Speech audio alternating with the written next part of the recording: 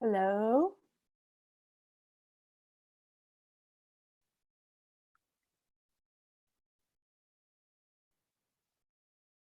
Hola.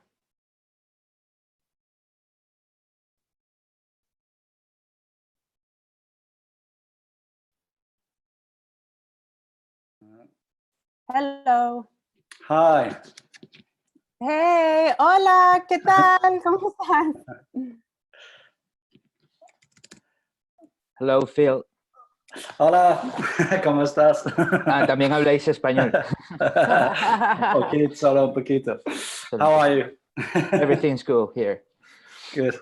Nice to see you. Wait, ¿conocen? Do you guys know each other? I don't think so. No. Now No. you do. Now you do. Now we Well, do. we Yeah. will do in half an hour, yeah.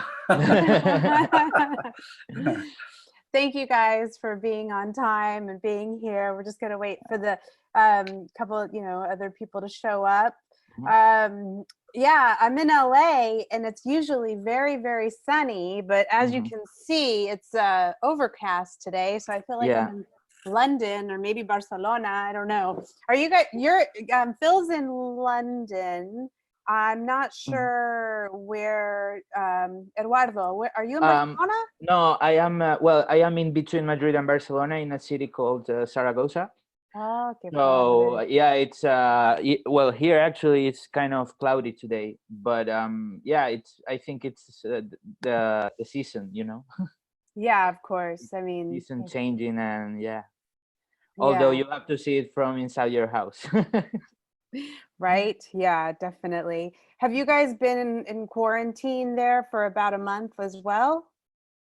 We are actually, we turn a month, today, next week, a month next week. But yeah, the government has already said that it will be extended until officially until the end of April. I don't know if first days of May maybe, but yeah, Yeah. who knows right now.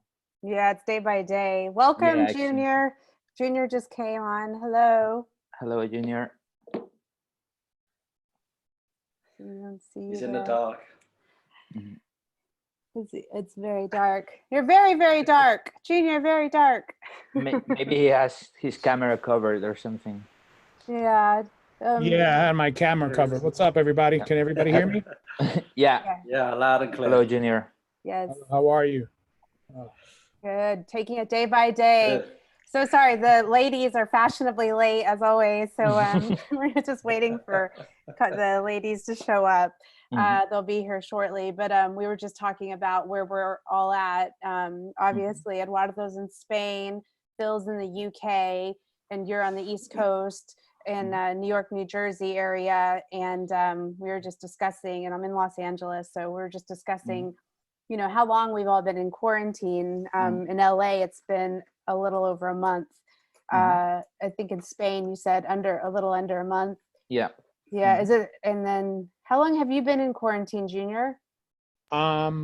It's a little over 27 days. I was in LA for a friend's memorial.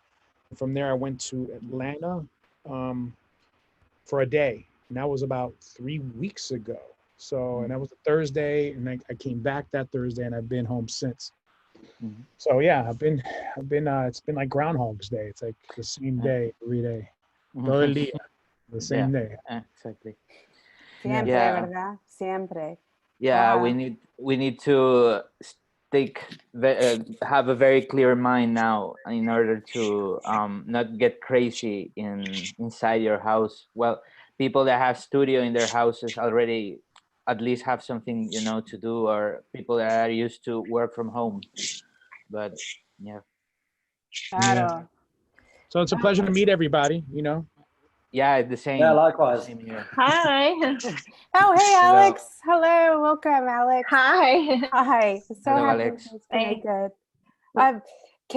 She just messaged me. Kate's just wrapping up a call and with because it's Easter. Happy Easter, everybody. I just celebrated Happy Easter, Easter. yeah. Easter. We just did Passover the other day. Like, it's all these holidays. It's pretty amazing right now. And now we're all here, during this time. I just wanted to open it up and say thank you guys. I know you're all very busy, and I just really appreciate you guys taking the time. I'd love to go around the room and just everybody, if you could just introduce yourself and, just say a little bit about, how you got.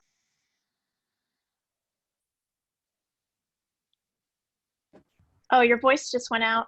Something Now, just went yes. out. Yeah, everyone. Oh yeah, I can. There we go. Yeah, Okay. so weird. Perfect. Sorry. Yeah, there we go. My thing muted without me wanting it to mute. It just muted itself. It's weird. It's okay. I changed the settings, so everybody is now in control of the mute. Okay. Yeah. Oh, got it. Okay. Yeah. So we'll just go in alphabetical order. Alex, if you'd like to start and just kind of explain. I mean, I'm sure we all know who you are, but just, so you can maybe just introduce yourself. Oh, some of you may not, because I know there's some new names on this panel to me. But my name's Alex Greenberg. I'm a publicist. My firm is called Falcon Publicity. I've been doing music for 20 years. And I worked in all kinds of music and festival culture. I was a big part of on the PR front of push of electronic music in America, while working on rock bands over the course of my career, and I'm based in Los Angeles, California. Awesome. And I'm just gonna go to Eduardo because E is after A. So go ahead, Yeah, Eduardo. thank you. Well, my name is Eduardo Perez, and I am now the chief editor of DJ Max Spain. And basically, I've been, in the journalist side of electronic music since the beginning of my career. Since I started doing photographs and in night parties and stuff like that. And slowly, I then one day met the person who was then 10 years ago in charge of DJ Max Spain, and here I am, basically. Buenísimo. Mm-hmm. Okay, we'll go to Junior. As though you need an introduction. That's all good. It's a pleasure. Happy Easter, everybody. Thank you for taking the time out and doing this. This is really cool. Junior Sanchez, producer, DJ, remixer. Been doing this for quite a bit of time. Across the board, obviously, I've cemented my career in electronic music, but I've produced rock bands, solo artists, different types of artists across the board. So my palette is pretty broad, but happy to be here and joining with you guys on this discussion. Gracias, Junior. Really appreciate that. And now Phil, last but not least. Thanks, Katie. Just to echo what Junior said, thank you for setting this up, and really nice to meet everybody, albeit virtually, and perhaps not under ideal conditions, but hey. I work independently. I've spent 10 years working at major labels, and I now work as a marketing and management consultant based in London, primarily in partnership with Matt Jagger, who is former head of A&R at Universal and Ministry of Sound, who some of you will probably know better than you'll know me, perhaps. And we manage the likes of Purple Disco Machine, Monolink, Orbital, David Penn, who Eduardo will obviously be familiar with, and Babbitt and Phil Fultner and a few others. So I also work for an Australian distribution company. So they have deals with label deals with Carl Cox and Roger Sanchez and people like that as well. So and when I'm not doing all of that, and when we're not in isolation, I DJ at weekends and do a little Cafe Mambo radio show under my House Train brand, which is a little labor of love thing that I do, which started out as a club night in London many years ago. So that's me. Awesome. Thank you, Phil. Yes, and my name is Catherine Wentworth. I used to DJ I've been a DJ forever. I was DJ Cat NYC and then Cat XX. And last couple of years I've been going under Katie Otro because my grandpa passed away and his name for me was Katie, and otro in Spanish means another. So it's like another Catherine. I'm so excited to have you guys here. You know, we've all been connected for many years. Sometimes, Eduardo, this is the first time I'm meeting you, and, you know, everybody else I've known for, you know, a good 15, 10 years. I remember when Alex was doing the PR for the Warped Tour back in the day. That was amazing. And, you know, Junior, you know, you're like my DJ uncle, always, you know, showing me the ropes, showing me what's cool. I remember you introduced me to Justice. You were like, this is cool. And yeah, and then, you know, Phil, like you're like the person who always like ask about like, well, you know, what about this thing in, you know, music, blah blah blah, with the radio show and the law and da da da, and you're such a wealth of knowledge. You're so good with, you just know all that. Anyways, so what I wanted to ask you guys is, how are you guys getting along? I mean, Alex and I are here in LA. You know, Junior, you're on the East Coast in New York, and I mean, that's a hot spot right now. And, you know, in España, you know, like, I mean, you guys are very close to Italy. And I don't know what's going on in Spain and then the UK. So just kind of wanted to open it up and just ask you guys, like, what the temperature is like. And I don't know if anybody who wants to go first. Well, maybe Phil wants to go first, as London is right now kind of being stricken hard by the corona. Yeah, I don't mind at all. You know, I think it's interesting actually how it's portrayed to the outside world, because in London they're convincing us that it's worse everywhere else. So I think that's kind of what the media are doing. You know, we're led to believe that, you know, Spain and Italy is having a harder time, but yeah, obviously the death rate continues to climb here. The laws haven't been as strict. How are you, Phil? Are you like in terms of like work wise, are you still operating the same? Obviously you're not DJing, but in terms of like, you know, label releases and things like that, and like sales, like how does it look like that kind of? Yeah, I mean, yes, yeah. I mean, on the distribution side, obviously, the Australians, if anything, that's brought me closer to them, because they're all now working from home. So you know, the releases are still coming through. That, you know, streaming is going up, so there's nothing changing in that respect. You know, I jump on Zoom chats with them at night time, and so if anything, I kind of feel part of the team as a result of them now all being online too. You know. As far as the management side goes, obviously there's bigger challenges. So, you know, Matt unfortunately has spent the last few weeks cancelling a lot of shows, and we have, you know, 4 big artists who are all in release cycles with big campaigns planned for the summer, and so of course, yeah, we've taken a massive hit there. But he's been amazing. He's been very pragmatic about it. I mean, you know, he can acknowledges his powerlessness, and he just does what he can. And obviously, we just try and work with the artists to refocus them on you know, what we can do, rather than worry about what we can't control. So yeah, that's yeah. So it's it's a crazy time, but you know. I'm not complaining, you know, I'm not complaining. I'm quite blessed because I work from home. So this is, you know, on the surface, it's not that different for me. Mm-hmm. Yeah, of course.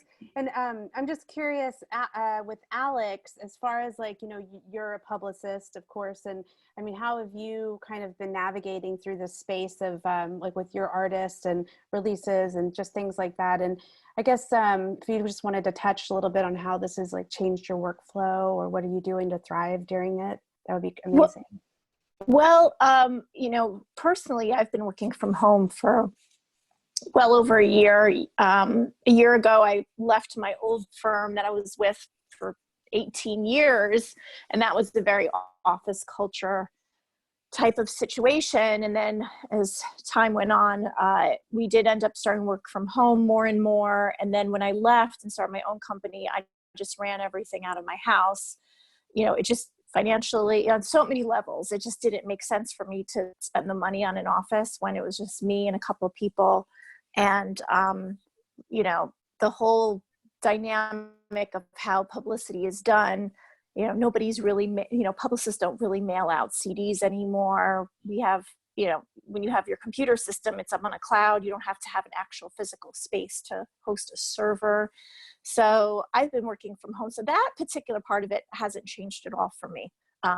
But what has changed is, for my clients, they're still putting out releases and we're still pitching, but, from a financial standpoint, a lot of them are, make their money from touring. And when you can't tour, you don't have this coming in. So from that end of it, a lot of longtime clients of mine. So I've had to negotiate deals with them. Not even deals. I mean, it's just like, what are we going to do? We're all in the same boat. You just have to keep reminding yourself, it's not just you. So when people are like, oh my God, I'm not going to be able to do X, Y, and Z. And you're like, well, hate to tell you this. Well, not hate to tell you this, but the reality is it's not just you. It's everybody everywhere.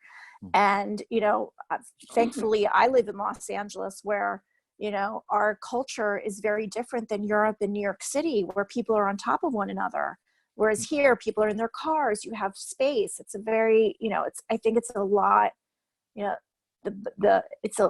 we have our issues here, like people are very concerned about the homeless population, but it's definitely a lot worse. But as far as everything financially and workload wise, it is across the board. And who you are as an artist is going to shine through. Are you either going to sit back and let it overtake you, or are you going to pivot and figure out the ways of how to maximize your time and use it creatively?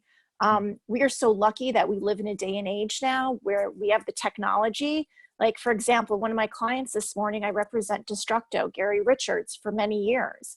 And if anybody is a case study of like, well, can't do a show, can't go out and tour, but I'm still going to beam you in from my living room on Twitch, YouTube, Facebook, and I'm going to have my fans on a Zoom chat.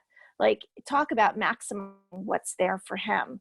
And he's told me that, he's seen a huge increase in his followers on his social media platforms. So even though you can't go out and tour, and you still can produce and release music, and you still have the technology to reach your fans.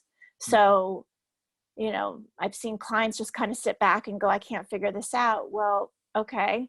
But if you can, there are opportunities. I think another prime example is, I don't know if any of you caught the amazing Andrea Bocelli performance this morning, that YouTube broadcast. Yeah. That was like the best piece of publicity that I have seen for Italy out of anything happening here. Here you are, this world star singing just by himself in a cathedral that, it's heartbreaking and surreal to see this cathedral on Easter Sunday to be sitting completely empty. But in the meantime, the entire world is seeing this incredible place with this incredible voice. And, it's like this ray of hope coming through. So I know it's a little bit different for dance music, because how can we go that deep? So sorry, I just veered off in 5 different. No, that's amazing. That's what the conversation's about. It's just to, open it up and, have these conversations. Yeah. I mean, I'm curious, speaking of like, I think there's going to be a lot of wonderful music coming out right now.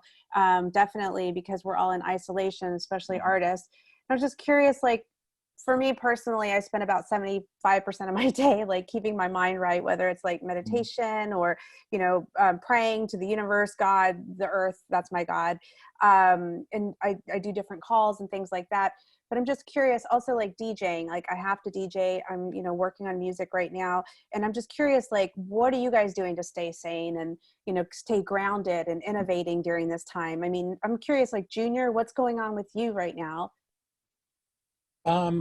Well, it's become a routine daily. Wake up between 7, 8. Well, my fiance wakes up. She works from Mount Sinai Hospital in New York City. So she's been working from home now for 2 weeks, but she's on calls from 8 in the morning to 8 at night, conference calls nonstop. And so she goes downstairs, and I'll go grab some coffee, and I'll feed her and give her some coffee or some water, and I'll wave to her, and I'll go back up to the studio. And that's how we've been kind of cohabitating. She's like nonstop. And I've been diving into music. So the way I kind of partition my time is it's hard for me to meditate and detach from what's going on because I just, my brain is constantly thinking. So that doesn't work for me.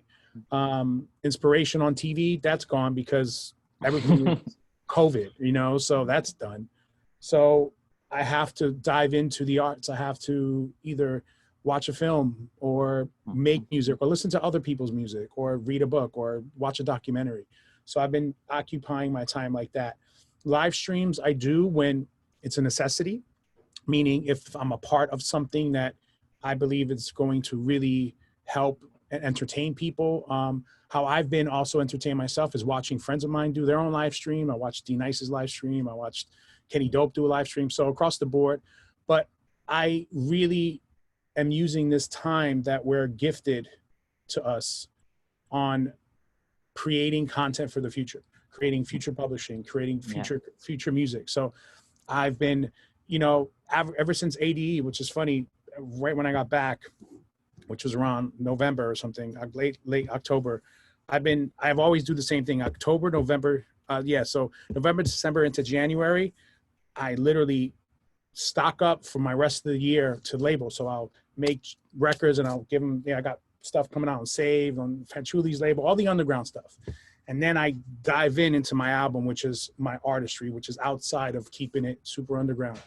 And I went to Atlanta for 3 weeks and worked with Dallas Austin, and I came back and I've been literally in that mode here, trying to like stay sane and stay creative, but also like sometimes you hit a wall because I see this room 24 for the past, month now.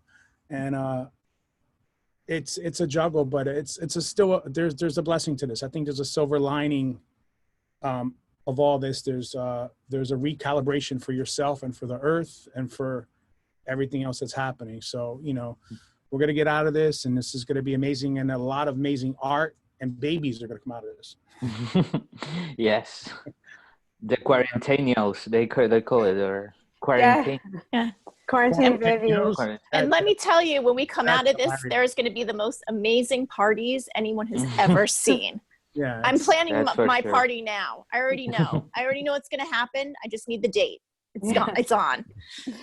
Kate, thank you so much, Junior, for that. And Kate Simcoe. It's going to be your date's going to be constantly postponed. Yeah. I hope not. Yeah.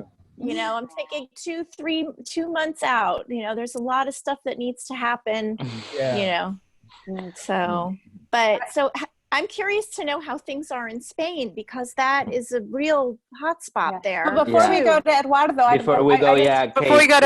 Kate Simcoe. Thank you so much, Kate, for joining us. I know that you had Easter Sunday with your family. Thank you, Kate.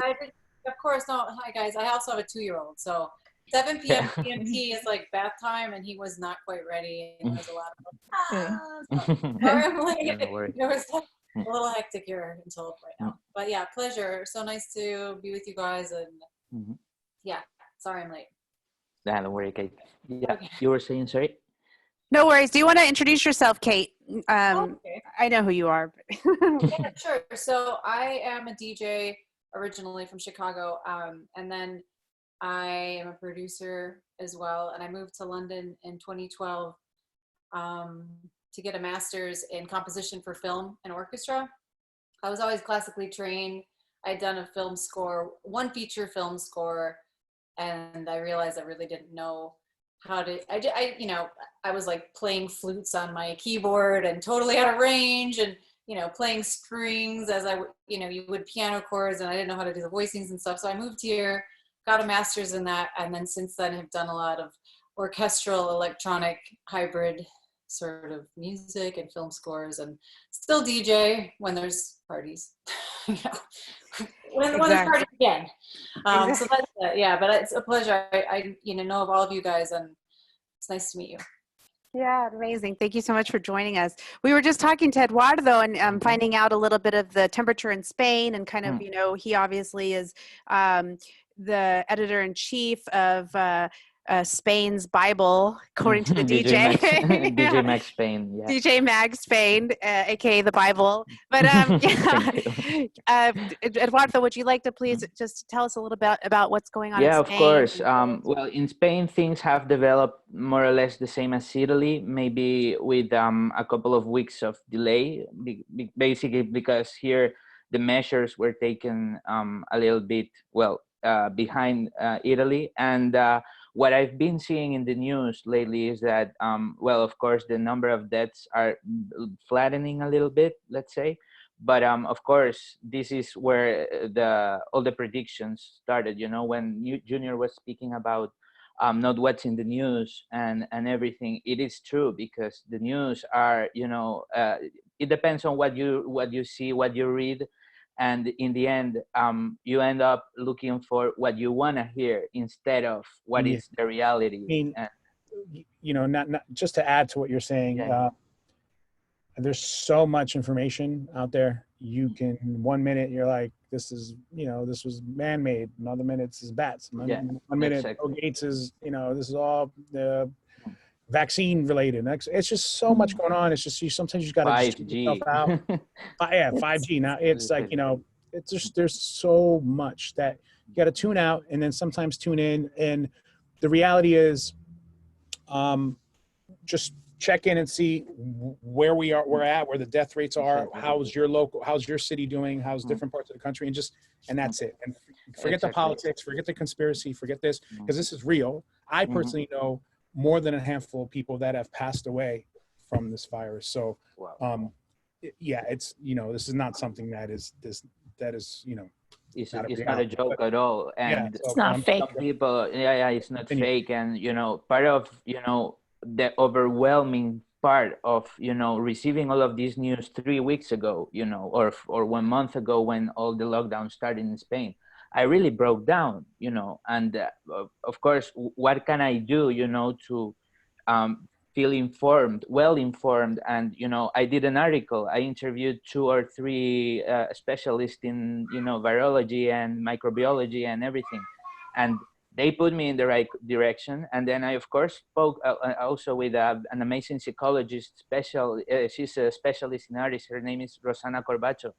And she was, saying, you need to take this day by day and not feed this monster that is inside you, trying to look for things that you cannot control. Try to control what Junior was saying.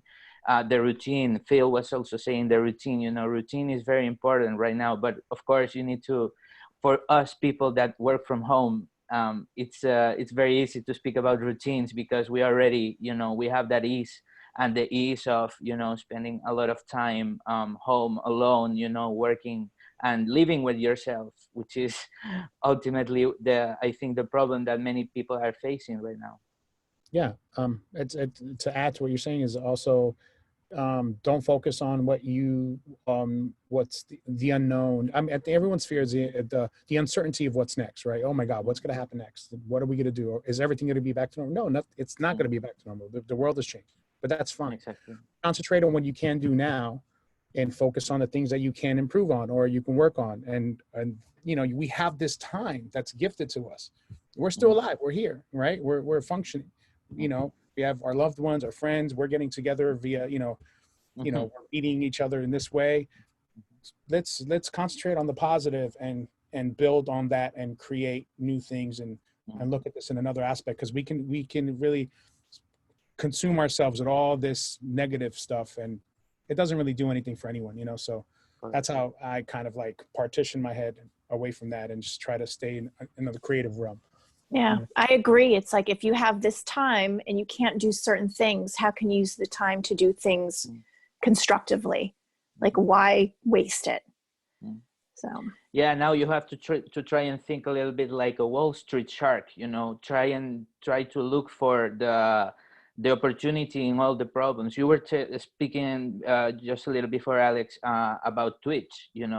This is a tool. This is a tool that, for example, until 2 weeks ago, or 1 month ago, I didn't think of it as, a tool for musicians to be helpful. you know, because you only think of, yeah, e-games and streamers and YouTubers and blah blah blah, you know. But then yes, I think it will prove to be the future for many, you know. Yeah, I mean, and the thing is, there's many artists who've been using Twitch for a very long time. I mean, deadmau5 is a prime example of somebody who was using Twitch for promotion. And I mean, he was mostly gaming, but now so many artists are doing things on Twitch, which is great. So that's the interest. I don't want to say beauty of this time, but the interesting thing of this time is we have this technology now, which for many other things that happen in humankind they didn't have. So you know, it's interesting time. So, you know, the things that I'm most concerned about now is like the disruption to our food chain, you know, our climate. You know, we've done so many things to move ahead to help our climate, and this was a nice bump in it to push it forward. And I don't know about in the rest of the world, but in our country, you know, our president is trying to squash that and putting back emissions and all this stuff. So, you know, it's an interesting time to be alive. And although I would have to say, and this is the next question I wanted to ask you guys, is what is an innovation in your business or your music, whatever it is, what's one innovation, a challenge that you're facing, and maybe even something, I just want like something that's a challenge and something that's like positive that's come out of this. For me, like I live in Los Angeles right now, and honestly, I've never seen the air clear. The air is gorgeous, amazing. And like, there's no traffic. And it's like, I feel like the earth is getting to breathe. And then with music, I've always wanted to make dance music with these crystal bowls. I have a ton of loops because my friend, he's a distributor, and we recorded all these bowls made out of titanium and amethyst. And I've never had the time to make music with them. And now I have that time. So I would say those are positives. And then a challenge would be just, you know, not being able to go outside and do yoga, not being able to like go see my friends, not to be able to go dancing. I don't drink or do drugs anymore, but you know, for me, going out and dancing all night long, that's a spiritual experience for me. And that's a healing experience. I will go to Sound nightclub or a rave downtown, whatever, and I will dance until like, you know, 2, 3, 4 in the morning, depending on where it is. And I will just feel like I was like, you know, rebirthed. And so for you guys, I'm just curious, like what's a challenge you're facing? And then what is some, you know, something kind of positive that's come out of this, or an innovation or something like that? And I'd like to start with Kate because, you know, Kate just joined us. So I'm going to mute myself so there's no background noise. And Kate, I'm going to give you the floor.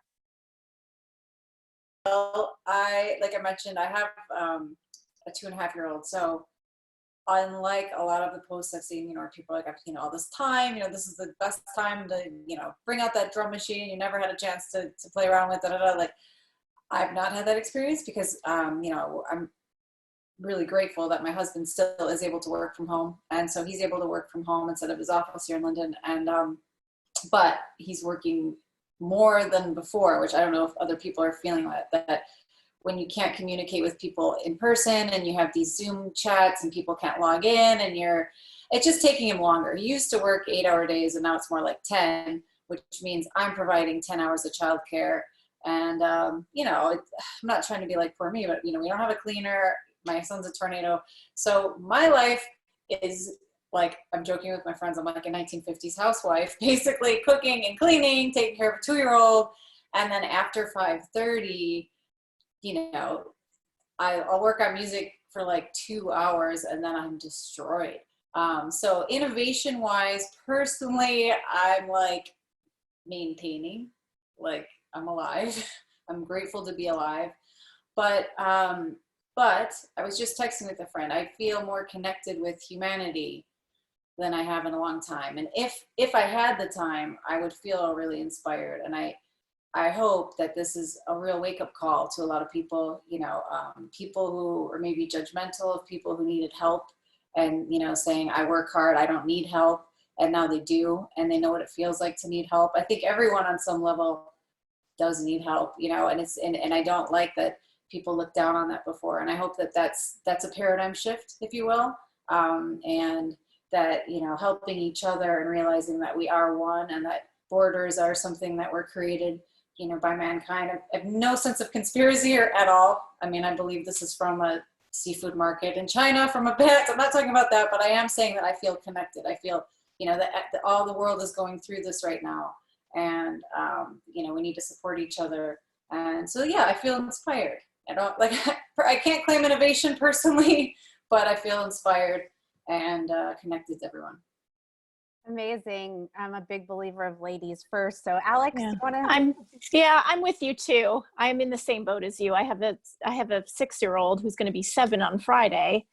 And I worked from home, and before, he was going to school all day, and I had childcare, and I can just do my thing. And now, I'm like you. If you saw my house right now, it's like a tornado hit it. Like I'm doing laundry all the time. I'm cooking all the time. Like everything that our grandparents are doing in the 50s to raise our parents we're doing. And it's interesting. The way I'm managing though is like his dad is he works in the live music business, and so he's not working right now. He has no gigs. So while I'm working, he comes here to the house. We're split up, and he takes, he homeschools our son and spends time with him while I squeeze in a few hours of work. And, this is just the way it is. It's just reality. And am I angry at it? I feel a little guilty, like that I'm working and not being able to spend the time with my son. But at the same time, I'm working and I'm able to, keep my company going, which is really important, and also my clients. So, like I said, it's not just me, it's not just you, and it's not going to be like this forever.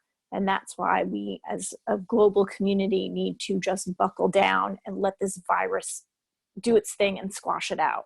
Because if we let our governments put us back to work sooner than we're ready, it could be very devastating, at least in certain parts of the world. So I don't know. But as far as like silver linings in the work end of it, like once again, talking about the technology is like, if you can get a grasp on how to utilize it to your benefit, you could really plant the seeds for new fans moving forward. So when we do get out of this and people get back out on the road and shows and concerts and events, you may have a more needed audience than before. So.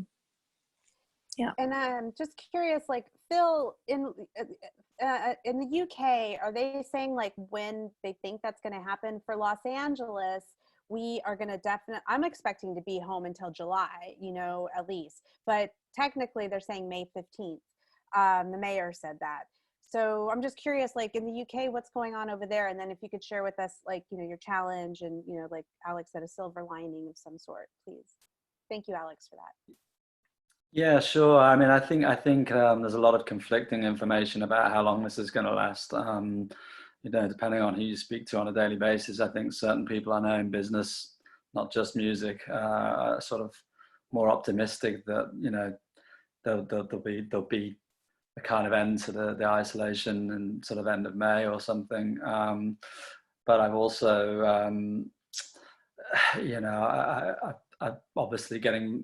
I was on a call with the AFM, the Association for Electronic Music, last week, where we had lots of different people from all over the globe talking about their challenges, and nobody really knows what to plan for. That is the biggest challenge right now. Is there's talk about possibly the Ibiza season getting pushed back to November this year to allow for more time for the revenue to come in and for everything to kind of happen.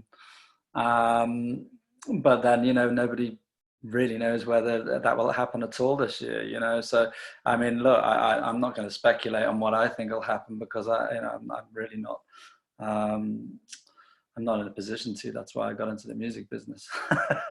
Ignorance is bliss when it comes to politics, as far as I'm concerned. So, but yeah, to bring it back to the challenges, I've already spoken just there about the business challenge. I think that is the number one challenge, certainly for us. With we can't, and the agents. I feel really, really, really sorry for the agents right now because they just can't make any kind of they can't make any bookings and they can't make predictions. So it's very much up in the air, that side of things. on a personal level, you know, I'm an eligible bachelor, and I live in my little studio flat here in Chelsea. And you know, listening to Alex and Kate there, I mean, you both sound like you're doing fantastic job, devoted mothers. You know, hats off to you both. But you know, I'm very fortunate that I only have to look after number one right now. So you know, I've been through bigger challenges prior to this happening in my music industry career. You know, I've had lots of highs and lows along the way, and before this all happened, I was in the best place I've ever been in terms of everything was just how I wanted it. So yeah, on a personal level, you know, I do my radio show from home. Everything's cool. I've got clients at my fingertips. The technology we've talked about, you know, I can do calls, you know. So you know, yeah, of course, my DJ income has gone. So I'm looking at you know, talking to other clients about other projects as well. You know, always, you know, we're adaptable people in this industry. We have to, you know, I've had to learn to be. So so yeah, and you know, right now I wouldn't like to complain about my lot at all, because you know, as long as my bills are paid and there's food in the fridge, I'm all good. Amen. Hey. I think we've got a lot of food in the fridge. I definitely do. Too much, maybe.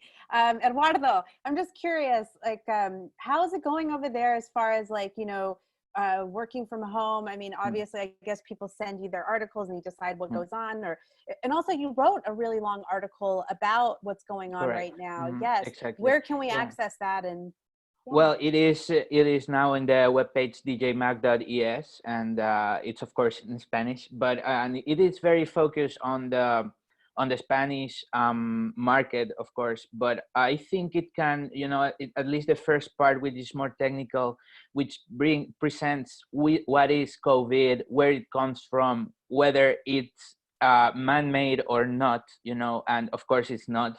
But this is scientific. There is you know, papers on Nature, on also the Lancet.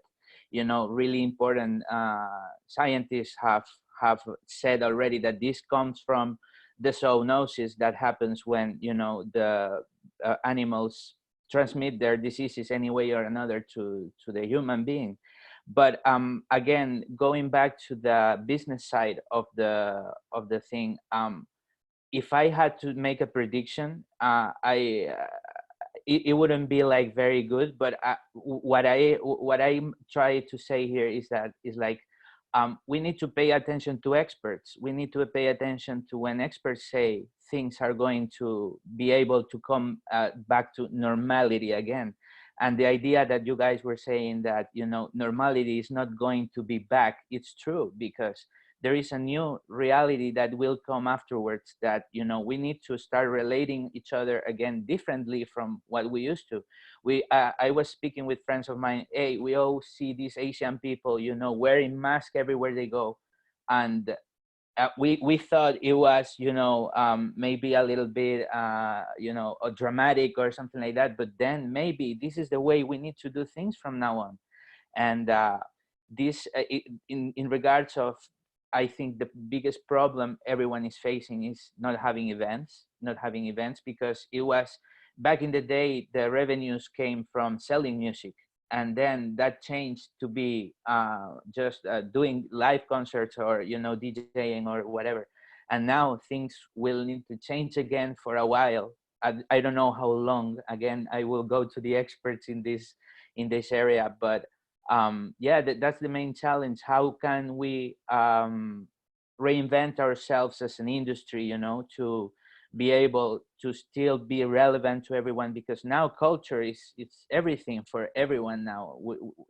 Someone that is working from home will watch Netflix, will watch any documentary that is, or online streamings or premieres, or will be listening to music. So this cannot stop.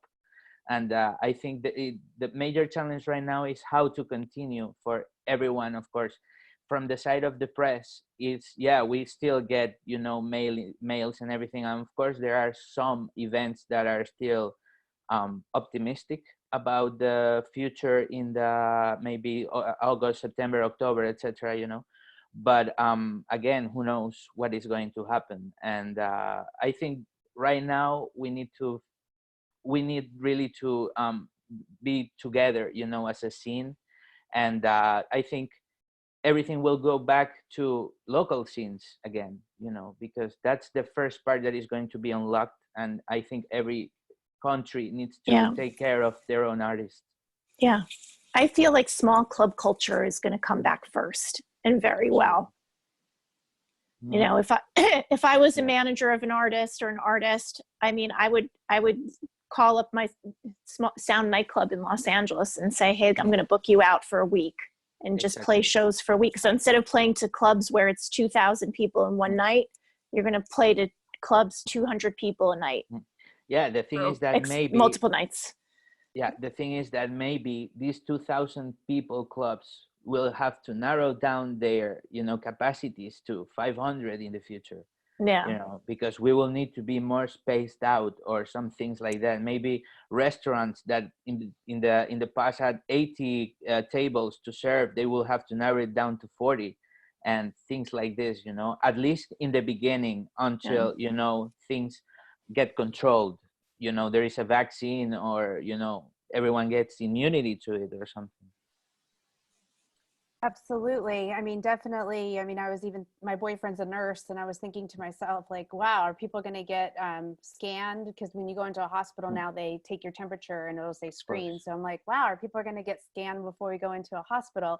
I'm curious, Eduardo, you know, as far as like the press is concerned, because you're part of the media, is there like, I guess, a kind of push or pull in one direction or another with the other people you work with to cover more of like COVID, because that sells like news lines, or is it more of like music? Yeah, for example, in my case, you know, in DJ Mag Spain, I always try to make it just about the music, you know.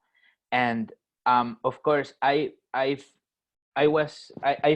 felt forced, you know, to do that article, you know, about the scientific part, the business part, in which we, you know, interviewed a lawyer from one of the main associations of festivals in Spain, you know, and of course also the psychologist, you know, who was very, very good in how she explained how we should face all of this, you know, and what tools can we use, you know, to get the tiger outside of our heads, you know. She used the tiger analogy. And basically I felt compelled to do that because I saw that many people inside the industry were sharing fake news and things like this, you know, and non information that, you know, that you just see that is a clickbait, you know, that people shouldn't share that kind of. And that's why I did that article, you know. Beside that, we are trying, of course, to keep the people entertained, you know. We're trying to, you know, take all articles back from, you know, the archives and everything, you know, for people to have reads. We are trying to set up streaming with Spanish artists, you know, so when this is over, people will, you know, have a look at them. But I don't want, especially in DJ Mag, I don't want to, you know, like say, hey, this festival is doing that, this festival is doing that, because in the end, right now, nobody knows anything. And trying to speculate is clickbait purely, you know, and we don't do that here, you know, quoting Black Panther movie. Claro, pero Ibiza no va a abrir, ¿verdad? En junio. Like Ibiza is not opening in June, definitely. Ibiza, ¿verdad? Right now is on the hold of what is going on. I mean, you know, if we are realistic and know that, you know, well, IMS was moved already to 2021, you know, and those are like the thermometers you need to, you know. In May, it's probably that nothing is going to happen. It's probable that nothing is going to happen, and people in Ibiza need to, you know, acknowledge this and, you know, think about what can be done in the future. Maybe what each country needs to, and I mean this globally, each country needs in the future, especially the countries that depend a lot on, you know, on international tourism.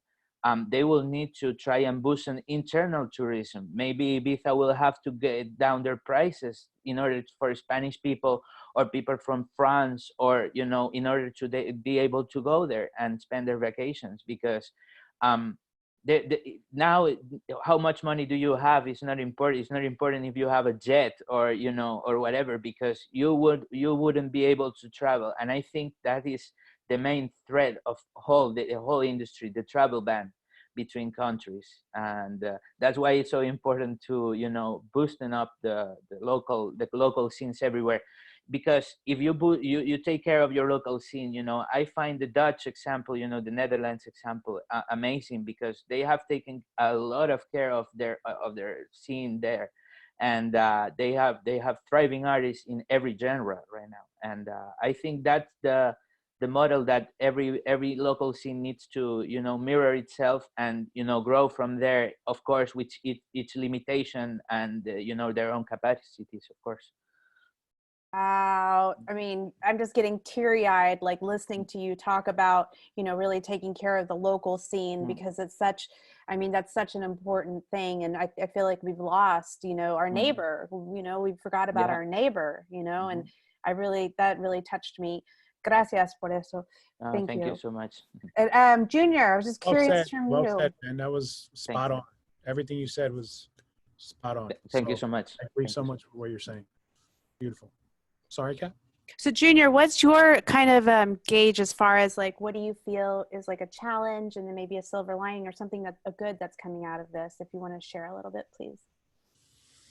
I think everyone processes this differently, and a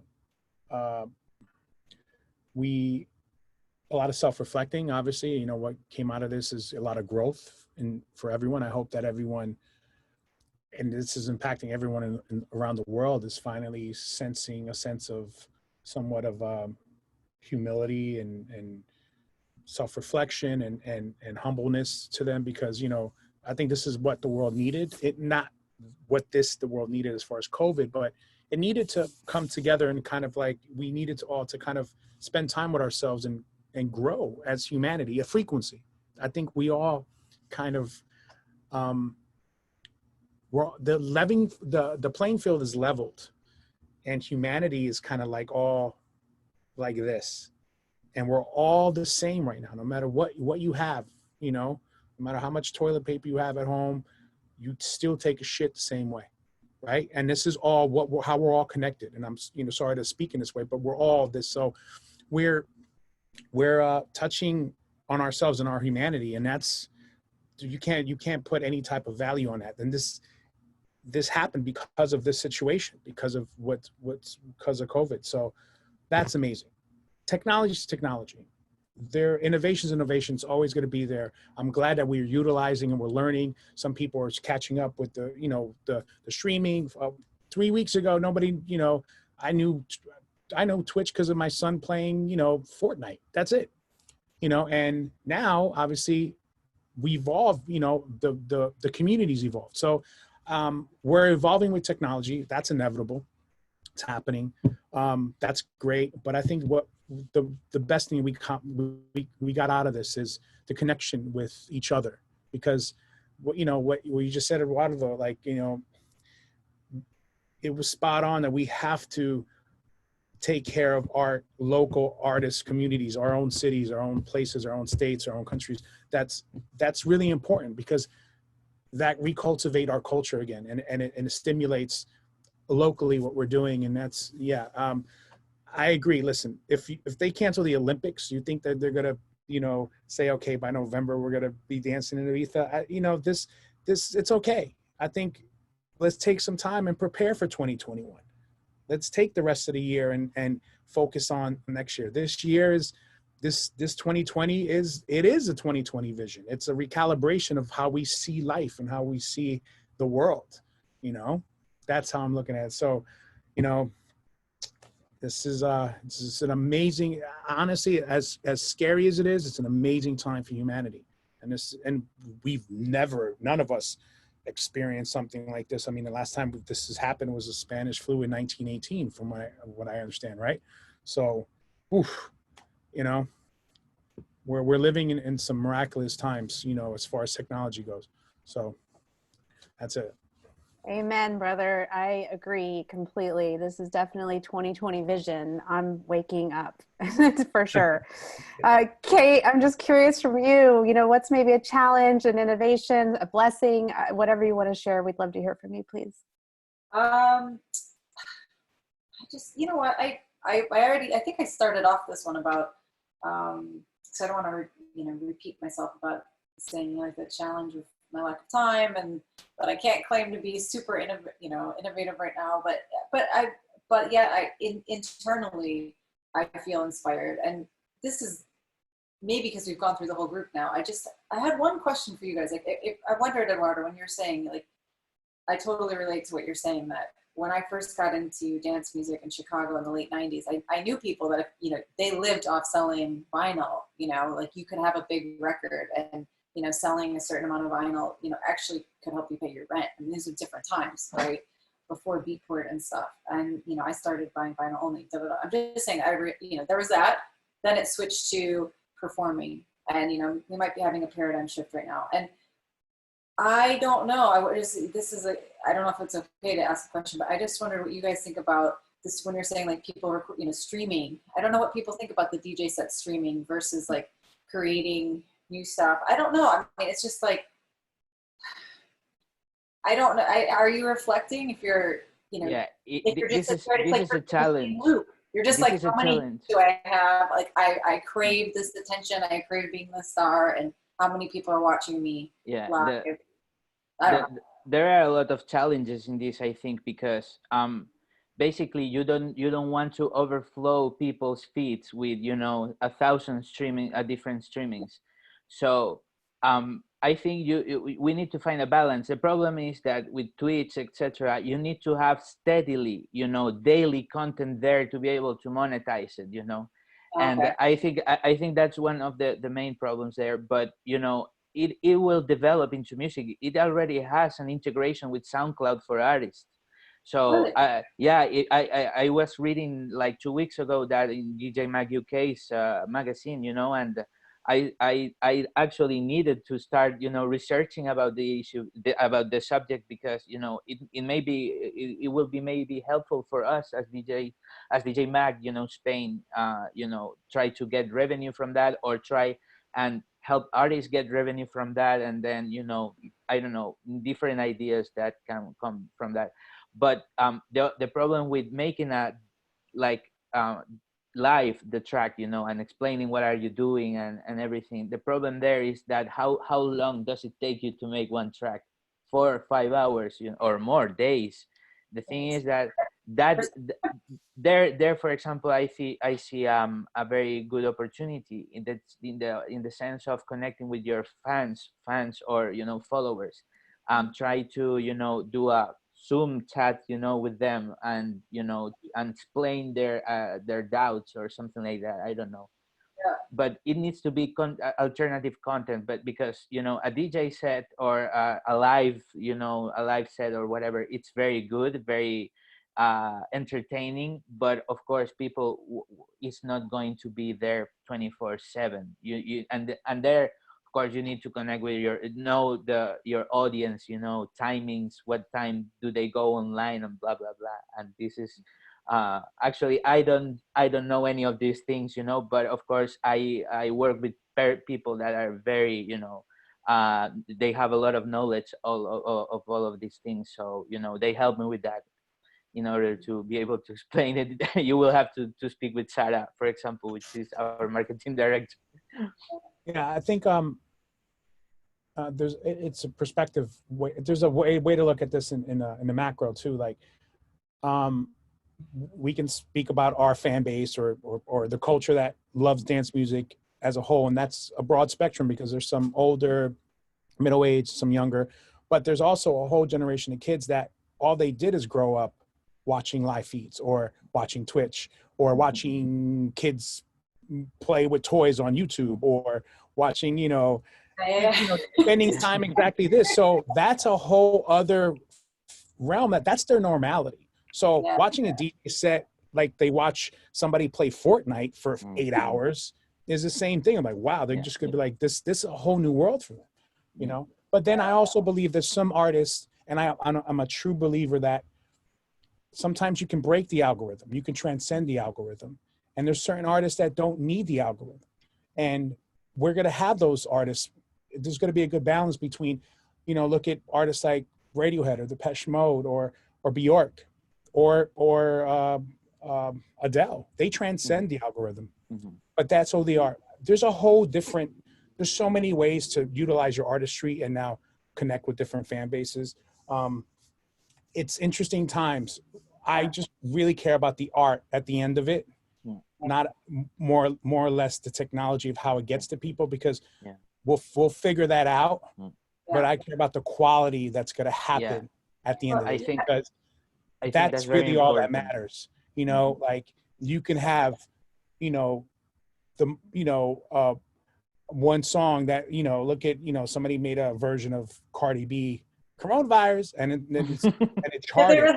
But that doesn't make that good. And that's my opinion. That doesn't make that something that I want that piece of artwork to sustain for the next, 80 years. Do I want to listen to coronavirus? No, I don't. Yeah. So, you know, it's interesting what's happening. And as long as we, the art is really at the forefront of it all, because the technology is going to be there no matter what.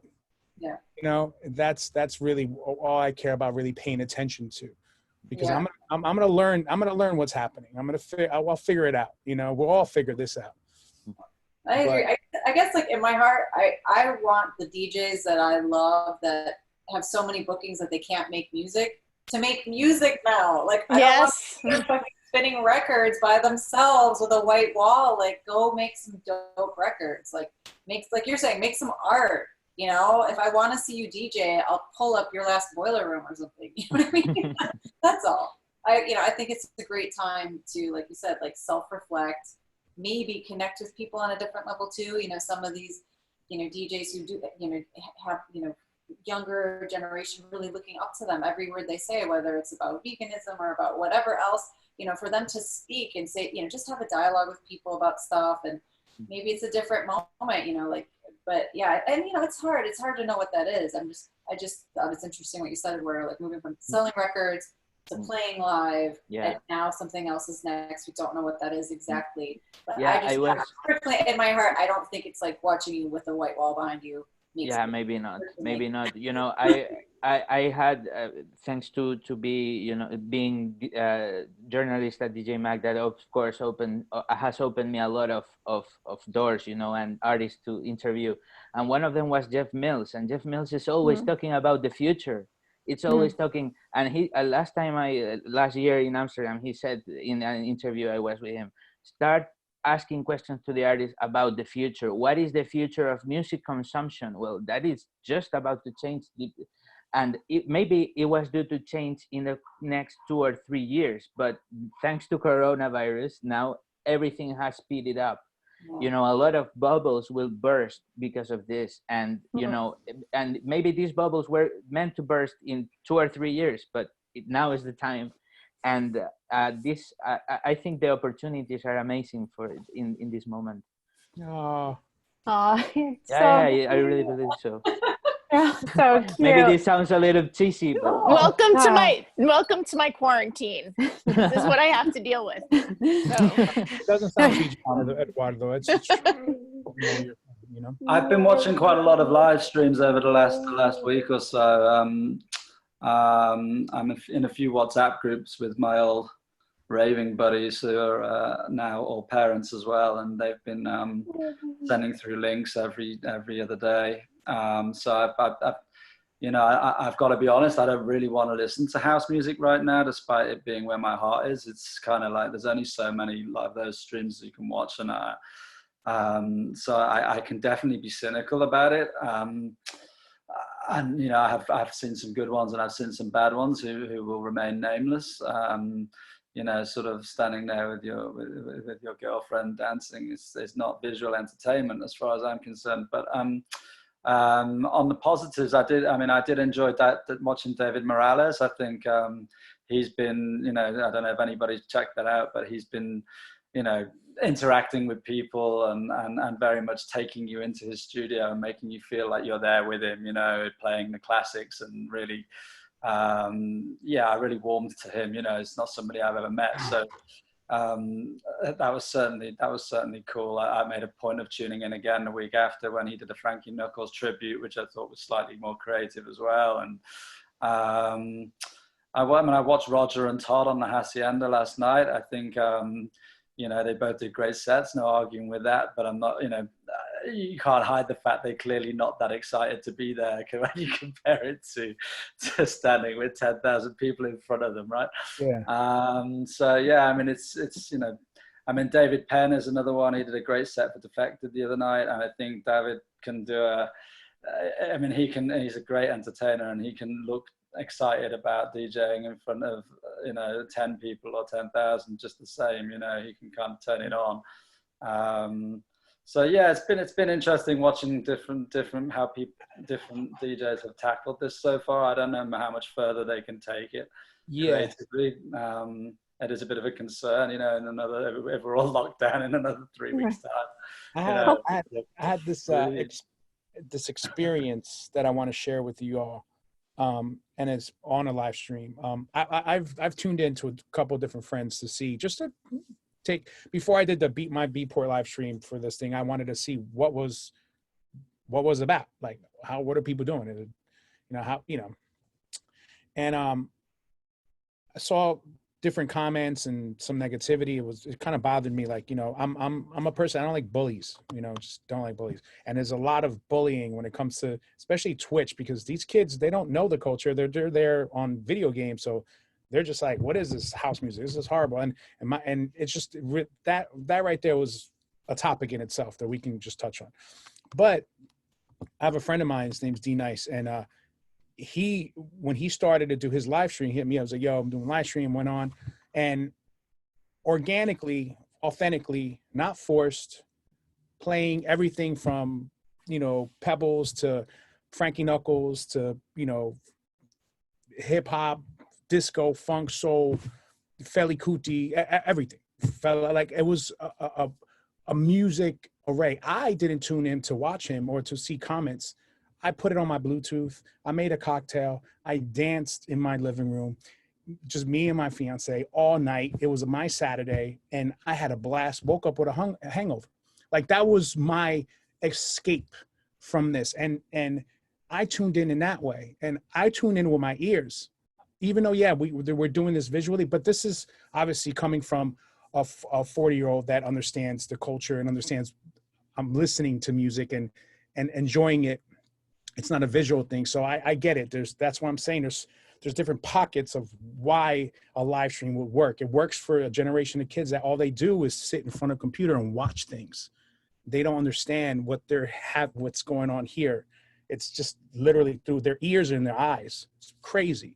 But that's how I literally had chills, because I watched a friend change the world almost. And I hate to, it's as much as he did, he went from like 7,000 people to 10 to 15 to this, to touching to 100,000 people on the stream.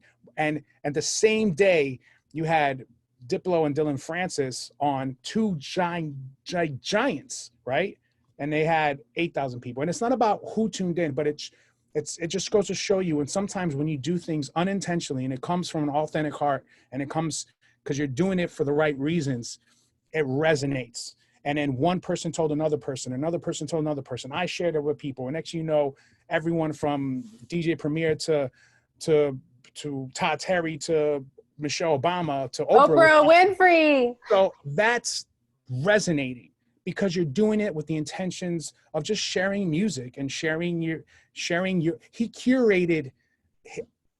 narrated and told a story through music, from disco to house to rock to 80s. And that's what it was about. And so that's why I enjoyed of the live stream in my perspective, you know. But again, as Phil said, there's only so much I can take of it, but I can tell when I hear it, I'm listening to it, and I can feel the authenticity of what's happening. A lot of it is contrived and too forced. I don't like things that are forced, you know. I just want to experience and enjoy it, you know. So as it. 100%. Last week we had Kobe on, the owner of Sound Nightclub in LA, and he said so many people are actually approaching him to do live stream, and he purposely has not, because he wants to wait to do something really special, or, you know, just to see. It has to be organic, it has to be special, it has to be amazing. So I feel you guys definitely navigating this whole like internal, because dancing and dance music for me is about feeling the music, dancing with somebody.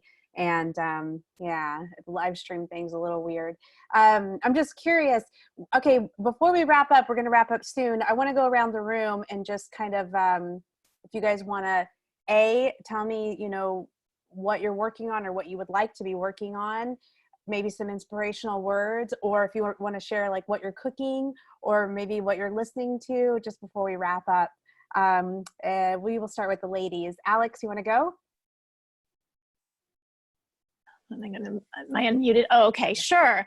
Gosh, let's see. Mantras out of everything that's happening right now. It's not only you, and this will pass. It's not always going to be like this. The thing that I have picked up that I love, that is a huge stress reliever for me, is gardening. I've been spending a lot of time in my backyard. Thankfully, I have one. And Katie, you're always welcome to come by and do your yoga back here if you want. I got a gate. I'll just hang out in my house. We'll be socially distanced. You could talk to me through the window. And gosh, what am I working on right now? Just, you know, I've had a lot of amazing clients for a long time. Deadmau5, Destructo. I have Kraftwerk, who's supposed to tour America this summer. You know, Jean-Michel Jarre, you know, a lot of icons in the business. I worry about them.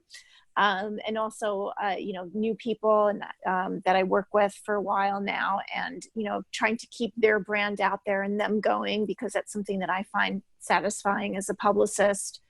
And just trying to use the time constructively.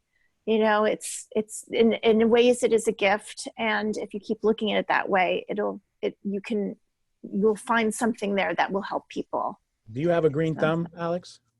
You know, I don't know yet. I can pot a plant, and I've been having a great time trimming the overgrown ivy that's like taken over the backyard. So I'll let you know. I got to start doing before and after pictures so I can keep track. But I love it. It's like the pruner is like the best thing ever right now.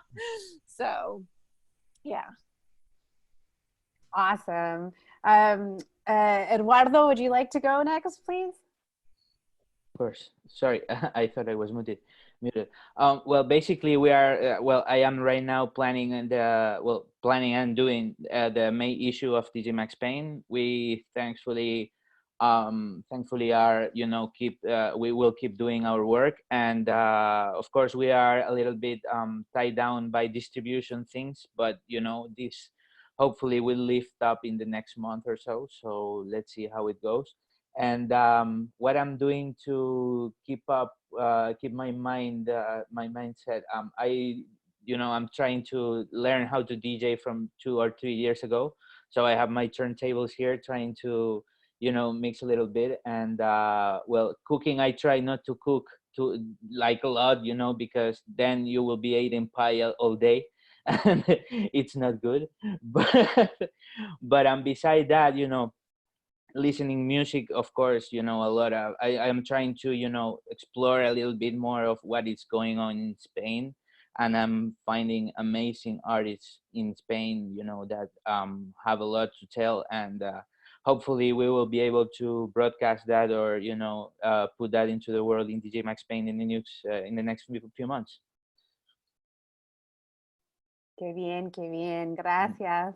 Y Phil, what do you say, Phil? What are you listening to? What are you pitching? You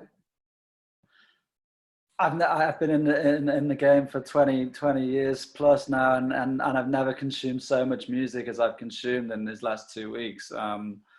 You know, even in self-employment, I find that I'll find any excuse to run out to the gym or go and hang out in the local cafe and be around people, and, you know, get away from the home environment. And this is left me with no choice but other than to look at the four walls and think, okay, what am I going to do here? And music has been the answer. You know, Danny Tenaglia cliche there, but boom. But yeah, music very much has been the answer for me these last couple of weeks. And I also do some work with the Ambient Zone, which is a brand, you know, that they look after some artists like John Hopkins, and they've introduced me to people like Max Richter and Niels Fromm and things like that. So I've been really kind of, you know, they have playlists, and I've been helping with those. And an Italian composer called Luca Longobardi, who is doing live streams from his home every night.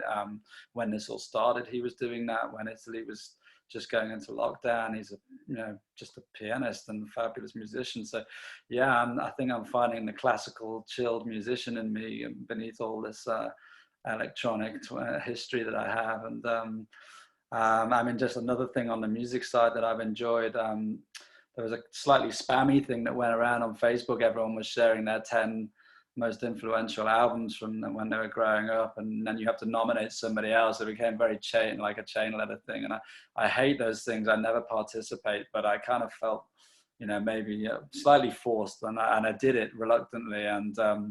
And what came out of it was that every day I nominated an old friend and got introduced to things that I'd missed. You know, I've listened to the Wise Guys this week. I've listened to Santana early albums, things that I wasn't aware of. And likewise, I kind of, you know, dug through my archives and listened to things that that were close to my heart that I haven't listened to for 30 years. So I put all that up on my Instagram this morning, my 10 biggest most influential albums. So that's been kind of cool. And just to finish, obviously on a positive note about all this, I spent all of last night looking at Ibiza properties to go and stay there for the summer potentially. So I'm not giving up hope on that one.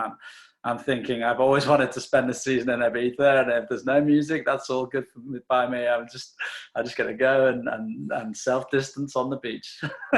So yeah, it's all good. We're very blessed. I'm just to end, just to say, a little prayer for the likes of Kevin Saunderson, who I know who has COVID right now, and anybody that's whether they've got it or they're on the front line. I feel a sense of guilt and shame at times that I'm so lucky to just only be asked to sit indoors, and that's my job. It's hardly like our grandparents, is it, who had to be on the front line. Our job is to stay indoors and do nothing. It's not a lot to ask, but it's all we can do anyway. That's me. That's all I got. Well said, Phil. I'm just curious, from Kate, Kate, you have scored a lot of music for in various projects. Are you getting, all the industries are kind of being affected in the trickle down from what's going on right now. Do you see any of, obviously for your friends who are in symphonies, or maybe some of the movies you've done music for, or anything like that, if you wanted to just maybe touch on that a little bit, if you've seen a difference in that industry? Yeah, so I wasn't sure how it was going to be affected, if I'm honest. The last feature that I just scored, which is a documentary called Underplayed. It's a doc about female producers and DJs, and it was meant to premiere at Tribeca Film Festival this weekend. I was supposed to fly to New York, whatever. But that's still going through because it was already done. So stuff was already through post-production, and but even then it's been very slow. Like once I turn in the music, then they're doing the final sound mix, and it's going so much slower. It should be like a 3-day turnaround, and it's been weeks, but it's really surprising. Some huge, big TV shows and Netflix shows and everything, all production has stopped basically. So even if it's a TV series and half of the season has been shot, it's done. So it's, at first I thought, okay, maybe it's just like everywhere, and you're like, how am I gonna pay my studio rent? Maybe it's good I'm not DJing as much, and maybe it's, a composer is more isolated. But yeah, everything's affected. It's like, unless you happen to be working on something that it's done and dusted, there's nothing. Just to quickly answer what I'm working on, it's kind of perfect. I'm working on a pitch for a sci-fi that's 5,000 years in the future, where women have the power to electrocute people with their fingertips. And so it's me and another female composer here in London are putting together a bespoke demo. We're working with a friend of ours who's, doing some vocal work and stuff, just trying to, because we have the time, putting together this demo. But I'm reading the book, and I've just been enjoying sci-fi, and I've been enjoying putting together, the demo for this, and it's just a really interesting time right now, isn't it, guys? And cooking and just having more balance. Just I was too busy. I wasn't seeing my son enough. Since he's been born, it's just been like a hustle. Like I need to work enough to pay the rent, and then I don't see him enough, and then I feel guilty. Like repeat. And so, it's like it's balancing things out, isn't it? We're reflecting on what's really important, and absolutely. And maybe Eduardo, you'll do a little article on women in music with female DJs, mothers, from around the world. You could interview Kate, you could interview Alex in LA. So we have a very good relation with She Said So. So so that's on the work. That's on the work already, actually. Nice. Awesome. And then Kate, just to let you know, also we had last week Matthew Kingsley from CAA, Creative Artists Agency, and he said the thing that he is looking forward to most about this time is the music. So I really believe that if people do take the time, the artists take the time to sit down in the studio and actually make music. I mean, we're all challenged with taking care of different things in the home, but if they are able to just discipline, focus, and able to do that, then I think we're going to come out with a bunch of a really beautiful body of work that I think the music from this time is going to be next level. I feel like music for a long time has been a little bit baselined, and I think that this is going to step it up for sure. Thank you so much, Kate. So Junior, take us out, please, sir. What is kind of your, I guess, what are you cooking? What are you listening to? Is there anything you want to share with us? Try to keep it as brief as possible because I know everybody, got to go about their day and evenings. But musically, I have a lot of releases coming up on a slew of different labels, from Truce and Shabalo Stereo to Saved, I mentioned before, Nick Venturi, Defected, what else? Hot Creation. So that stuff is just, I have a lot of music coming out as far as those realms go. I have a new project label that I launched with Demure called Culture, which is a kind of a brand that we're doing. It's about the culture and educating kids or re-educating people on where our culture comes from, so that the narrative stays the same. It doesn't get rewritten. It doesn't get lost. It doesn't get diluted, because that happens a lot. And one of the things that we're doing every time we do events in different cities, we're going to do panels and Q&A and talk, or go to a local record store and just talk about the culture and talk about our knowledge. We have a lot of knowledge that we want to share. So that's one thing that I'm doing as well. Also, I have the S-Men project that we're working on, an album with Roger Sanchez and Sneak. That's in the works. Now that we have time, we're actually going to finish the album. We started a label, S-Men Music, just for that, so we don't have to wait on other labels to pay attention to what we're doing. I'm also worked, I'm lucky that I get to partition myself from dance music and other projects. I'm working with Debbie Harry on her project, her new project. I was in the studio with her a few weeks ago. Just worked with Sam Sparrow on some new music. And at the same time, I'm working on my album with Dallas Austin executive producing it, and a bunch of new artists coming up from Atlanta, all house music, electronic based, but all centered from here, ethnic, Latin roots, Black roots, American roots. It's called Soundprint Embryo, and it's about, I believe every producer and musician has their own soundprint. When you curate that and you do that well, it's your musical DNA. So that's what I'm doing musically, a bunch of other stuff as well. But yeah, and I'm cooking. I'm the one that cooks here at the house. My fiance lets me, that's my escape. I love, cooking. One of my favorite cuisines. I mean, I love food all across, but I love Spanish cuisine. And it's funny because I just got a call from. I have to say, I do love Spanish cuisine too, but I am Venezuelan, so I love. I love. My fiance was born in Venezuela.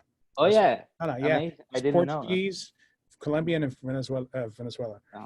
But it's funny. I was on a thread with you guys, and I got a WhatsApp call from Xavi Alba from Tickets, and that's like me when I go to Spain, man. I love paellas. I love fish. Yeah. I love this. So when you're talking about, I can't make too Yeah, much. Spanish paella. food. Spanish food is amazing. That's what I miss. Really. It's I really, miss really a good good. tomato. Just a good Oh my tomato. God. I Just miss a good boquerones. Yeah. The little sardines. Oh my, they're my favorite. Yeah. I love them. Yeah, in the north of Spain, the Yes. sardinas from Cantabria. Yeah. Yeah. But Those are- thank you. I mean, that's pretty much it. That's, in a nutshell, what's going on, That all sounds amazing. I want to hear all of that stuff. I just met Dallas Austin on Friendship back in January, and he's like the coolest guy. And I was like, oh, he produced so many of my favorite songs. TLC, Yeah. amazing. He's one of the, we had a friendship for years and years. We've always said we're going to work together. And we finally just he got nominated for the Songwriters Hall of Fame, and he asked me to DJ his party with Jermaine Dupri. That's awesome. And I did, and we were like, we looked at each other like, we got to do something. And I was kind of trying to figure out what I wanted to do for my next album, and then it snapped. I called him. I said, dude, how would you like to executive produce my next record? And this is what it's about, blah, blah, blah, blah, blah, blah, blah. And I'll tell you a quick little story about this guy, because this is interesting. So he goes, yeah, it was Grammy time. He goes, all right, I'm going to go from the Grammys to Miami. From there, meet me at his house in Atlanta. And I flew down. He left Miami early and we were locked in for like 3 weeks in his house, writing. And the first night I was there, I was talking for about 2 or 3 hours. Like, he likes to wake up late at night, and we work from like midnight to like 4 or 5 in the morning. And the next morning I woke up, I felt like I spoke too much, because he was just like listening and not talking. And he was like, dude, everything you said, because I was talking about house music and how hip hop in America and house music always had a connection. Like, kids don't realize that, you had, Todd Terry did Jungle Brothers, right? Todd also had a label called Freeze, and the first Jay-Z album, was on Freeze. It was Reasonable Doubt was on Freeze, Rockefeller. People don't know that. Like, he had a huge contribution for that. Some things happened, and Rockefeller went on and went to Def Jam, but that first album, you look at turn it around, it says Freeze Records. But, you had Queen Latifah come into my house, How Do I Love Thee, Turn This House to a Home. Like, every hip hop artist had a club joint, a house joint on their album. So we bonded, like, we were talking about that. And he was just like, and I played him remixes that he did of ABC or TLC, of house remixes that he forgot about. And he was like, what? So he was like, dude, we need to document this. So in conjunction, the next morning he woke up and was like, I got a film crew here, and they're going to come in every day and just going to film everything and just keep talking. And I'm like, okay. So kind of like hip hop evolution, they touched on all these things, but they never really touched on the house music core of it, and the connection between house music and hip hop, because it's there. It's always been there. Look at Arthur Baker with Planet Rock, for Pete's sake, So Todd Terry lives in Atlanta. Pierre lives in Atlanta. So I started calling all these people. I'm like, come to Dallas. So we pretty much filmed a documentary in the process of doing this album. And it's going to be released in conjunction with it, and it's going to live beyond it. And I reached out to the same narrator as Hip Hop Evolution. So I have him and Matt Medved co-narrating this thing. And it kind of just snowballed into something even bigger, because I wanted a movement to really happen from it. And I think movements happen when kids realize they own it.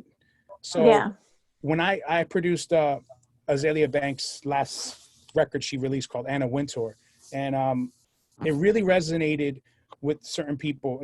Outside of her personality, how crazy she is, the song itself is a house record. And I gave it to Ebro. He's the musical director of Hot 97, but he also does Beats One and all this. And he was like, Junior, I don't like this girl. She's out of her mind, but I fuck with this record because he loves house music. What's funny is a lot of these people, they don't get to talk about house music because it doesn't happen in their platforms. But any opportunity they get to, they light up. So he was doing an interview with No ID. It's on YouTube. And No ID is obviously a huge hip hop producer and an executive. And he asked No ID, he was like, hey man, what do you DJ when you DJ? No ID's from Chicago. Okay. You know, I'm sure you know No ID. And he was like, yo, I DJ house music. No, he was using the term house. And they had a whole conversation about what house music is, blah, blah, blah, on Hot 97 in the morning. And this is huge. My record, her record, Azalea's, she had beef with Cardi B at the time and this person, whatever, but it kind of made people listen to the record. And Cardi B was like, yo, when I like Azalea's record, and when I used to strip the house music. Again, house music. Same thing with Nicki Minaj. Nicki Minaj went on record and she said, I love Azalea's new house joint, blah, blah, blah, blah. The term is happening. So now when it comes from the culture and it comes from the streets and it comes back from the kids and the word house becomes synonymous like trap, and kids realize that techno is from Detroit and it's black music and house music is from New York, Chicago, and it had its thing. That's when movements happen again. And that's when they realize that, yes, without the UK and Europe, house music would never have blossomed or grew as far as it did. And I'm so appreciative because I have a career because the rest of the world adopted what we created. But kids need to realize again where it comes from. And this is what I'm trying to really try to resonate with this project. It's like, and one of the ways I decided to do it is it has to come from Atlanta and it has to go through those grassroots, and somebody like Dallas will help us get on Ebro in the morning and Charlemagne and the Breakfast Club and sit with Sway. And that's what I want to do because I wanted to go back to the streets, and I want the kids in America to realize it's always been theirs. It's yours. You own it. Yeah. Yeah. I know. I represent MK, who's a major, house music. I mean, his story in Europe and the UK, especially, house music is so embraced there. Yeah. It's so embraced, but you come to America and it's a whole different story. It's like pulling teeth. And he's got such same things, strong ties with the hip hop community and the urban community, but people don't understand. Yeah. He's from Detroit. Yeah. Exactly. So, I mean, these are things, and he has a story too. I mean, look at, you know him well. I know Mark really well. And, so it's like, he has that connection because he went from house music and stopped and went to LA and, got a whole production deal with Quincy at Quest and tried to do that for a while. And then, if it wasn't for Pitbull and the whole resurgence of Push the Feeling On, Nightcrawlers, the Hotel, whatever that song is, that reignited him again in his career. But it took hip hop to do that again. Yeah. So again, there's always a connection. It's always there. And I want kids to understand that. And it's important for that narrative to come out because it's important for kids to understand and know. And it is global music, but look, we can't claim drum and bass. That's 100% UK. And kids know that. They know that. That's what we got to do. That's what people here got to know too. And so that's that's part of it. And it's funny, Alex, I'm working on a collaboration with Destructo actually. So good. Yeah. Great dude. Great. Yeah. Yeah. He just did his sunrise sermon this morning. I mean, going back to the streaming, going back to putting it with the brand. I mean, Gary's known for the sunrise sermon. So this is the second one he's done since we've been on our safer at home situation here in Los Angeles. But he's like, gets up 5:30 in the morning and he's playing the house music set. And I don't know what the numbers are from this morning yet, but last time he did it, over 200,000 people tuned in to watch over the course of a couple of hours, which is incredible. Amazing. So, yeah. That's awesome. Yeah. Well, thanks for giving me, some time to update y'all on life. I can't wait to hear all of this. I can't wait to hear all of the projects. I'm so excited. We will be speaking soon. Yes, definitely. I'm going to send me the links and I will put them all into the comments on this. Just to close out, I want to go around the room and I just want everybody to give us one word for your intention of whether this next week or during quarantine. We will start with the ladies. Alex, you want to go first? Cleaning. I'm doing that today. My house is a disaster. Okay. Balance. That's a good one. That's a really good one. Señor Eduardo. maybe I take this away from Junior or Phil, but I will say future. That's a good one. Future is an excellent one. That's a really good. Mr. Phil, Lorraine. Yeah, I think I'm gonna go with hope. Amen. Yeah. Hey, honest. Junior. Yeah, I mean, everyone said everything I would, what everyone said is on top of my brain. I would add clarity, having some sort of focus and staying clear, you know? So. Yeah. Well, amen. Amen. Mine would have to be grateful for this time. And, you know, I have a roof over my head, I have food, where I'm able to connect with people. Like, I'm just so grateful. So thank you guys so much for taking the time out of this Sunday, this sacred time. I know, Junior, you're with, you know, your children, and then, you know, Kate with your baby boy, and I think he's a toddler now, and with your 8-year-old Alex. He's 8. Is he 8 now? Is he 8? He's gonna be 7 next week. 7. Oh, yes, that's right. 7. Yeah. And Phil from your DJ streaming, listening to music. I know. He works all week on laptop. And you and Mr. Eduardo, gracias. Thank you so much for having me. Encantado. Mucho. Thank you so I much. just want to say, anyone on this stream right here, if you want to ever, you know, reach out, I'm open. Say hi, talk, like, you know, it's all love. Like, cool. Thank you so much. Yeah, absolutely. Let's change contacts. Yeah, I'll put it in an email and a thread for you guys. I'll put an email thread Perfect. together for everybody. Muchísimas gracias. Thank you, everybody, Thank you so so much. much. I'm so grateful to you guys. Thank Gracias. you. I'm so happy. And Goodbye. Thank you so wash much. your hands. Yes.